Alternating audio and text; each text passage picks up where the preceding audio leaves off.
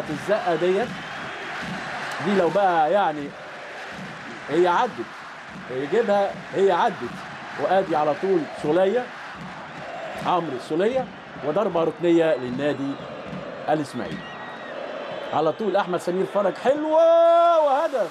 يا على شادي شادي لقاها في رجله.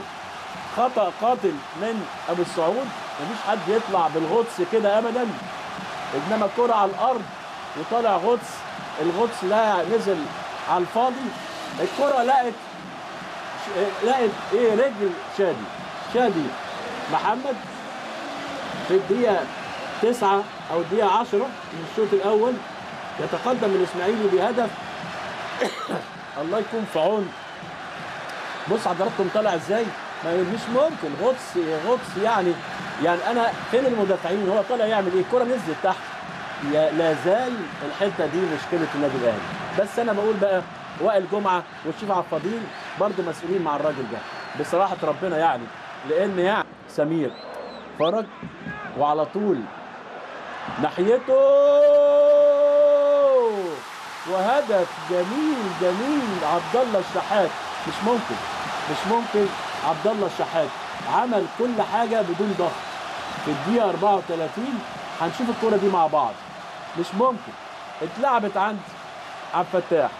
شفتوا لما تيجي الصورة مرة تانية 2-0 النادي الإسماعيلي، برازيل مصر هو زي ما بيقولوا، وهدف لعبد الله الشحات. بص حضراتكم اتلعبت، بص ماشية الكرة قد إيه، الراجل عملها هنا. فين شريف بقى؟ فين شريف هنا؟ الراجل شريف بيوصله. ومهند سمير فرج فين الراجل هنا؟ طبعا لسه على الشبل. ادي على طول احمد علي هنا. الراجل بتاع مين؟ جرى منه شريف وراح بعيد عنه طبعا. خلاص اذا هدف مسؤوليه شريف عبد المنعم 100%.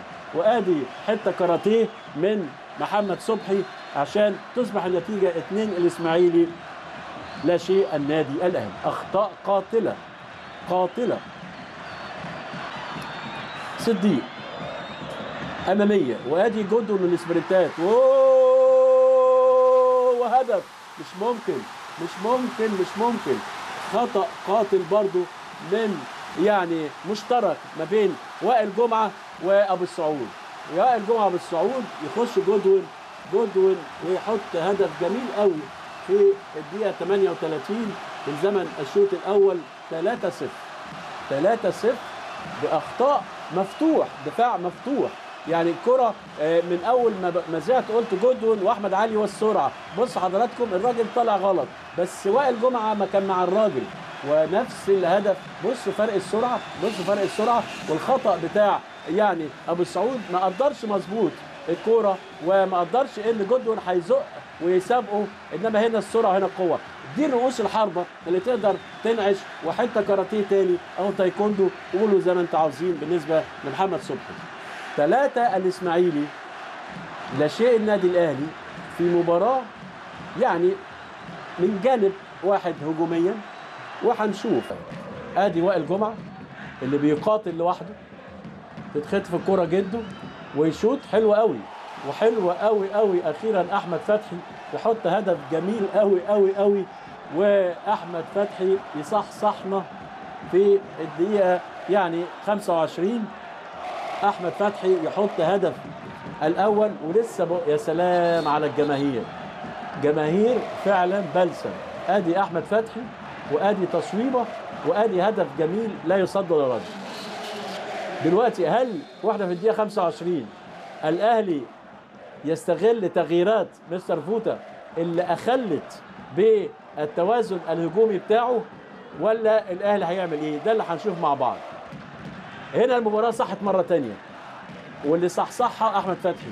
واحد يقول لي يا راجل ده فرقة 3 وده 1، صحصحت إيه؟ هتخلي النادي الأهلي بعد ما كان أصلا هبط وخلاص والأمور هربت، هيعود مرة أخرى. هنشوف هل هيعود ولا الإسماعيلي هو اللي هيعود. بس الإسماعيلي بخروج أحمد علي بقى جد لوحده، وهو بيلعب فردي، وبالتالي بدأت